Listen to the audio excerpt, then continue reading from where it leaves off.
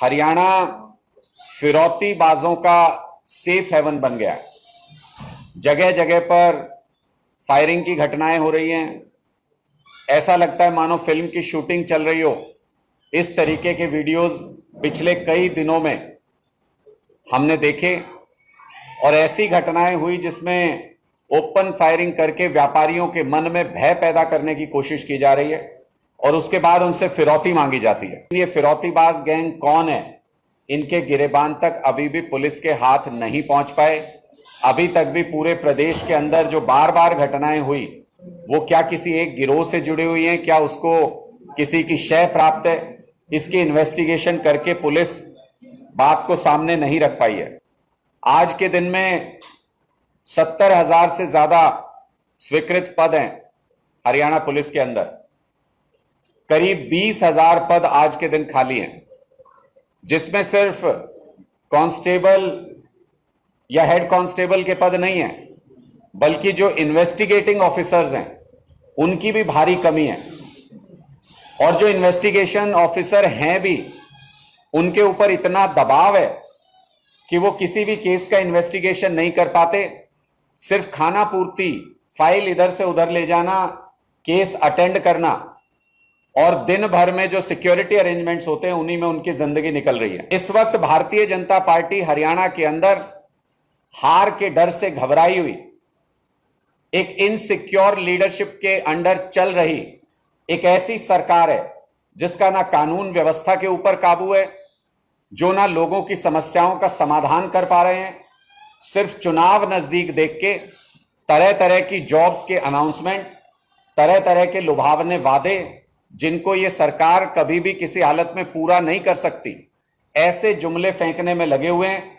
और भारतीय जनता पार्टी को लगता है कि इस तरह के जुमलों से हरियाणा के लोग बहकावे में आ जाएंगे।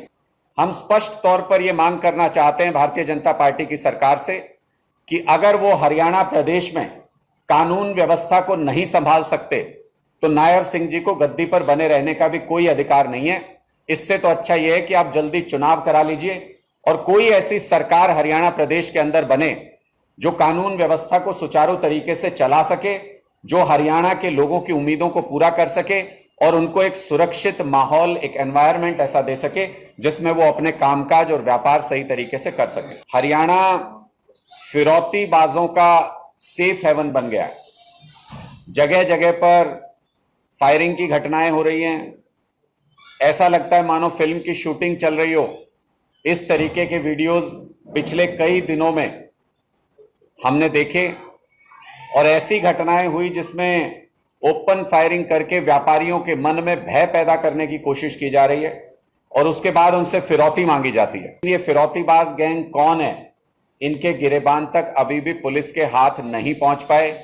अभी तक भी पूरे प्रदेश के अंदर जो बार बार घटनाएं हुई वो क्या किसी एक गिरोह से जुड़ी हुई हैं, क्या उसको किसी की शय प्राप्त है, इसकी इन्वेस्टिगेशन करके पुलिस बात को सामने नहीं रख पाई है। आज के दिन में 70,000 से ज्यादा स्वीकृत पद हैं हरियाणा पुलिस के अंदर।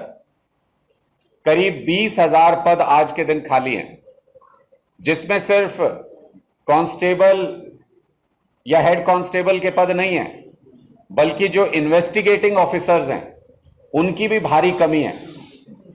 और जो इन्वेस्टिगेशन ऑफिसर हैं भी, उनके ऊपर इतना दबाव है कि वो किसी भी केस का इन्वेस्टिगेशन नहीं कर पाते। सिर्फ खाना पूर्ति, फाइल इधर से उधर ले जाना, केस अटेंड करना और दिन भर में जो सिक्योरिटी अरेंजमेंट्स होते हैं उन्हीं में उनकी जिंदगी निकल रही है। इस वक्त भारतीय जनता पार्टी हरियाणा के अंदर हार के डर से घबराई हुई, एक इनसिक्योर लीडरशिप के अंडर चल रही एक ऐसी सरकार है जिसका ना कानून व्यवस्था के ऊपर काबू है, जो ना लोगों की समस्याओं का समाधान कर पा रहे हैं। सिर्फ चुनाव नजदीक देख के तरह तरह की जॉब्स के अनाउंसमेंट, तरह तरह के लुभावने वादे जिनको ये सरकार कभी भी किसी हालत में पूरा नहीं कर सकती, ऐसे जुमले फेंकने में लगे हुए हैं। और भारतीय जनता पार्टी को लगता है कि इस तरह के जुमलों से हरियाणा के लोग बहकावे में आ जाएंगे। हम स्पष्ट तौर पर यह मांग करना चाहते हैं भारतीय जनता पार्टी की सरकार से कि अगर वो हरियाणा प्रदेश में कानून व्यवस्था को नहीं संभाल सकते तो नायर सिंह जी को गद्दी पर बने रहने का भी कोई अधिकार नहीं है। इससे तो अच्छा यह है कि आप जल्दी चुनाव करा लीजिए और कोई ऐसी सरकार हरियाणा प्रदेश के अंदर बने जो कानून व्यवस्था को सुचारू तरीके से चला सके, जो हरियाणा के लोगों की उम्मीदों को पूरा कर सके और उनको एक सुरक्षित माहौल, एक एनवायरनमेंट ऐसा दे सके जिसमें वो अपने कामकाज और व्यापार सही तरीके से कर सके।